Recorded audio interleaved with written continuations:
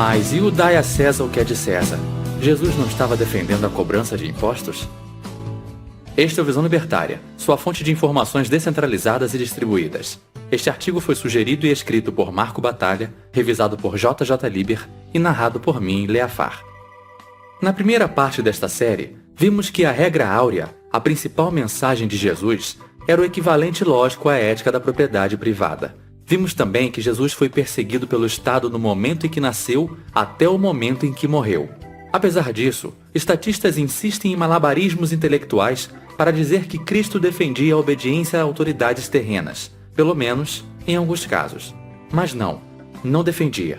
Se todos somos igualmente sujeitos aos desígnios de Deus, por que alguém teria autoridade sobre nós simplesmente por ter recebido algum tipo de título ou cargo mundano? Muito pelo contrário, com Jesus, aprendemos que devemos tratar todos da mesma forma, seguindo a mesma lei.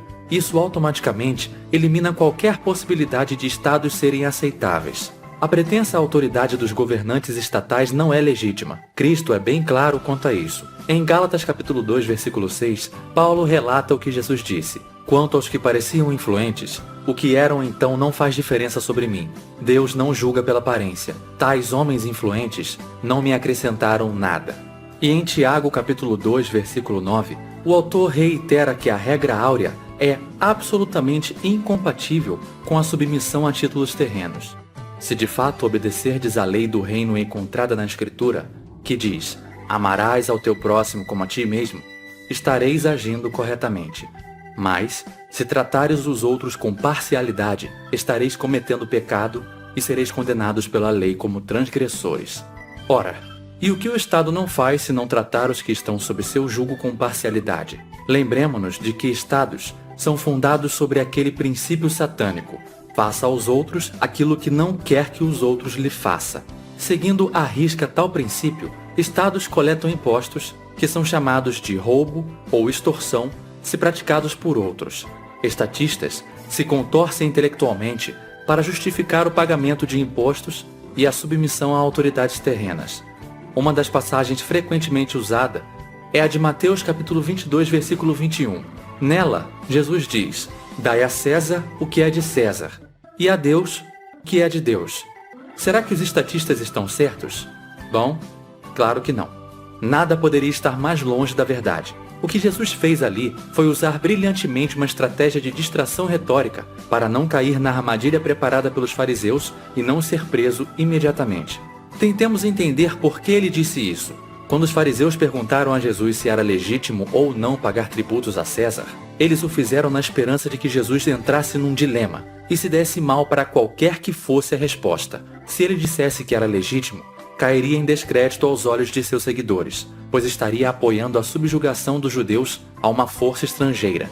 Se dissesse que não era, seria preso como um rebelde pelos romanos. Lucas capítulo 20, versículo 20, deixa claro o propósito dos fariseus. E trazendo-o debaixo de olho, mandaram espiões que se fingiam de justos, para apanharem em alguma palavra e o entregarem à jurisdição e ao poder do governador. Dessa forma, Jesus sabia que não estava livre para responder casualmente a essa pergunta. Quando ele responde: "Dai a César o que é de César", ele escapa da armadilha. Percebam que ele não está falando que impostos devem ser pagos, mas está deixando implícito, sem se comprometer, que nada deve ser dado a César, pois ele não é o proprietário legítimo de nada. Tudo que César tem foi tomado de alguém via roubo ou extorsão. Ao usar essa tática de distração retórica, Jesus estava seguindo o conselho dado aos seus apóstolos: "Eis que vos envio como ovelhas aos meus lobos. Portanto, sede prudentes como as serpentes e simples como as pombas. Acautelai-vos, porém, dos homens, porque eles vos entregarão aos sinédrios e vos açoitarão nas sinagogas, e sereis até conduzido à presença dos governadores e dos reis por causa de mim, para lhes servir de testemunho." Ele sabia que os agentes do Estado e seus cúmplices eram a personificação do mal. Também é importante lembrar que Jesus veio como um Messias pacificador, e antes dele, muitos outros Messias surgiram, e a maioria com uma mensagem de violência e uma mensagem de luta física contra as autoridades e ao Império Romano. Todos esses candidatos a Messias perderam sua luta, enquanto que a mensagem de Jesus permanece até hoje. Muitos judeus desse período estavam esperando um discurso revolucionário em Jesus, de revolta e rebelião, mas eles se enganaram. Da mesma forma que a esquerda se engana hoje ao comparar Jesus a Che Guevaras, Marielles e Lulas. Uma outra demonstração de que Jesus considerava os impostos como algo injusto é dada pela seguinte passagem que fala sobre os publicanos, os cidadãos judeus que eram coletores de impostos. Saindo, Jesus viu um homem chamado Mateus, sentado na alfândega, e disse-lhe: "Siga-me." Mateus levantou-se e o seguiu. Estando Jesus em casa, foram comer com ele e seus discípulos muitos publicanos e pecadores. Vendo isso, os fariseus perguntaram aos discípulos: "Por que vosso mestre come com publicanos e pecadores?" Ouvindo isso, Jesus disse: "Não são os que têm saúde que precisam de médico, mas sim os doentes. Ide e aprendei o que significa isto. Desejo misericórdia e não sacrifícios, pois eu não vim chamar os justos, mas sim os pecadores ao arrependimento." O interessante dessa passagem é que na pergunta, os fariseus separam os publicanos dos pecadores. Já na resposta, Jesus inclui os publicanos no grupo dos pecadores. Essa é a história de como Mateus, um publicano, foi levado ao arrependimento por Jesus. E como isso aconteceu?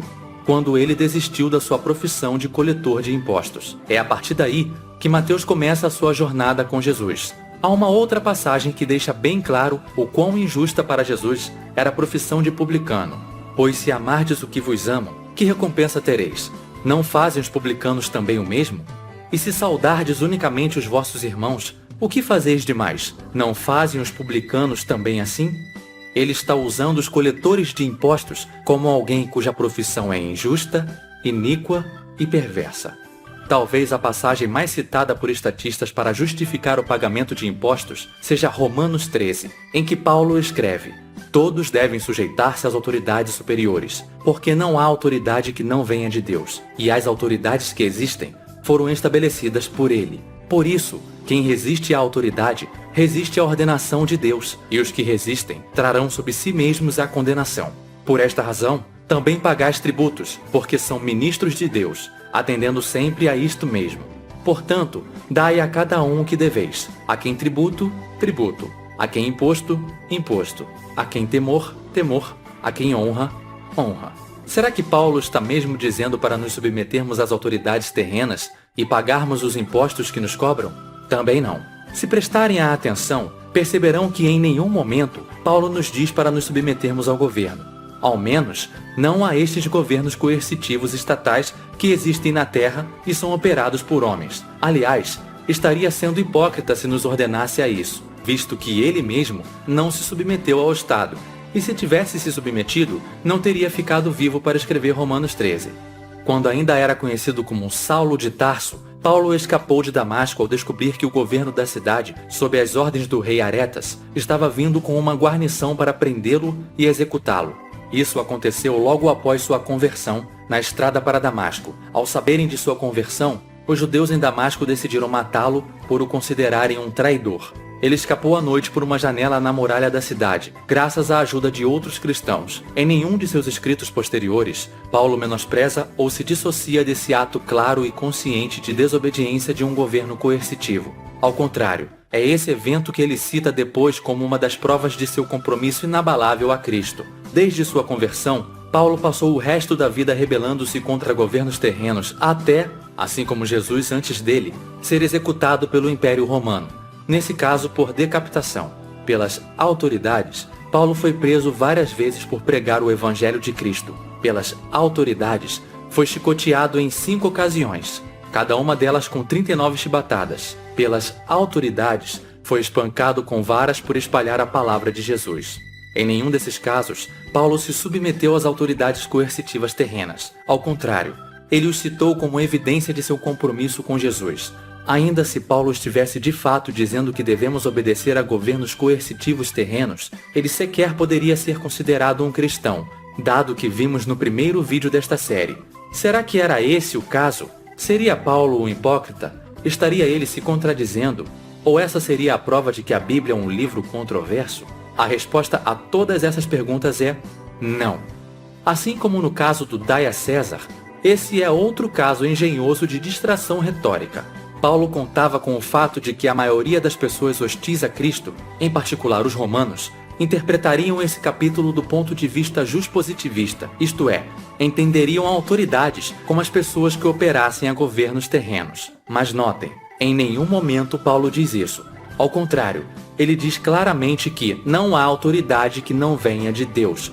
Mas por que Paulo usou essa distração em algo direcionado aos cristãos? Porque, assim como no tempo de Jesus, os primeiros cristãos eram uma minoria perseguida e vigiada atentamente por serem considerados uma ameaça. O próprio Paulo escreve: essa questão foi levantada porque alguns falsos irmãos infiltraram-se em nosso meio para espionar a liberdade que temos em Cristo e nos reduzir à escravidão. Não nos submetemos a eles nem por um instante para que a verdade do Evangelho permanecesse convosco. Da mesma forma, quando Paulo escreve: a quem tributo, tributo, a quem imposto, imposto, ele está usando a mesmíssima estratégia que Jesus usou no Dai a César. Assim como a de Jesus, sua estratégia foi tão sagaz e brilhante que até hoje os estatistas caem nessa distração retórica. Um verdadeiro cristão, porém, entende que as autoridades que ele menciona são aquelas que vêm de Deus e são aceitas voluntariamente e não aquelas terrenas que se impõem pela força. E se ainda há dúvidas, na primeira epístola aos Coríntios, Paulo deixa tudo mais explícito. Todavia, falamos sabedoria entre os perfeitos, não, porém, a sabedoria deste mundo, nem dos príncipes deste mundo que se aniquilam, mas falamos a sabedoria de Deus, oculta em mistério, que Deus ordenou antes dos séculos para a nossa glória e que nenhum dos príncipes deste mundo conheceu, porque se a conhecessem, nunca crucificariam ao Senhor da glória. E de fato, o próprio Jesus não considerava os governantes terrenos. E é bom lembrar que a maioria dos problemas sociais causados pelo cristianismo foram causados por conta de textos que foram interpretados fora do contexto. O contexto da carta de Paulo aos Romanos é uma mensagem de pacificação e de não revolução aos romanos, a igreja cristã primitiva que estava no terreno de Roma. E de fato, além disso, o próprio Jesus não considerava os governantes terrenos como autoridades verdadeiras. Jesus os chamou e disse: sabeis que aqueles que são considerados governantes das nações as dominam, e as pessoas importantes exercem poder sobre elas. Não será assim entre vós. Ao contrário, quem quiser tornar-se importante entre vós deverá ser servo, e quem quiser ser o primeiro deverá ser escravo de todos, pois nem mesmo o Filho do Homem veio para ser servido, mas para servir e dar a sua vida em resgate por muitos. Ao dizer isso, Jesus estava repreendendo a suposta autoridade dos governantes coercitivos terrenos. Não é porque eles se consideram autoridades e se impõem agressivamente àqueles que estão sob seu jugo que Deus os reconhece como tais. Na verdade, pelo contrário, eles são usurpadores. A Bíblia é bastante direta sobre quem realmente controla os estados, isto é, os governos coercitivos terrenos e a quem os governantes adoram. E o diabo, levando-o a um alto monte, mostrou-lhe no momento de tempo todos os reinos do mundo. E disse-lhe o diabo: dar-te-ei a ti todo este poder e a sua glória, porque a mim me foi entregue e dou-o a quem quero. Portanto, se tu me adorares, tudo será teu. E Jesus, respondendo, disse-lhe: vai-te, Satanás, porque está escrito: adorarás ao Senhor teu Deus e só a ele servirás. Esse diálogo aconteceu no momento em que Satanás fez uma das ofertas a Cristo durante os 40 dias em que ele foi tentado. Mais claro que isso, impossível. Todos os potentados terrenos firmaram um pacto com Satanás, vendendo suas almas em troca de poder na terra, mesmo que eles não saibam. Jesus afirmou 3 vezes que Satanás era o senhor deste mundo, em João 12:31. Agora é o julgamento deste mundo. Agora o senhor deste mundo será expulso. Em João 14:30. Já não lhes falarei muito, pois o príncipe deste mundo está vindo e ele não tem nenhum direito sobre mim. E em João 16, do versículo 8 ao versículo 11. Quando ele vier, convencerá o mundo do pecado, da justiça e do juízo. Do pecado, porque os homens não creem em mim. Da justiça, porque vou para o Pai e vocês não me verão mais. E do juízo, porque o príncipe deste mundo já está condenado. Paulo também deixa isso claro quando escreve: vistam toda a armadura de Deus, para poderem ficar firmes contra as ciladas do diabo, pois a nossa luta não é contra os seres humanos, mas contra os poderes e autoridades, em algumas traduções, os principados e potestades. contra os dominadores deste mundo de trevas. Também no Velho Testamento, isso fica explícito. Por exemplo, no livro de Oséias, Deus diz: eles instituíram reis, mas não por mim. Eles fizeram príncipes, mas eu não os conheço. Para perceber o quão literal essas afirmações são, basta olharmos para as milhões de pessoas mortas pelos estados, incluindo civis mortos por razões puramente ideológicas. Ao longo da história, os estados foram o meio mais eficiente e metódico de extermínio. É uma engrenagem diabólica disfarçada de salvadora. Enquanto existirem, estados serão um flagelo da humanidade e a razão de nosso declínio. Jesus vem para nos alertar e mostrar que por meio dele podemos nos libertar. No próximo vídeo, o penúltimo da série, continuaremos mostrando como a mensagem de Jesus é libertária e incompatível com essa potestade do mal chamada Estado. Obrigado por sua audiência. Se gostou deste vídeo, clique no ícone de curtir abaixo e compartilhe o vídeo em sua rede social. Se você deseja ser notificado de outros vídeos, clique em se inscrever e depois no ícone de campainha. Que Deus abençoe a todos. Até a próxima.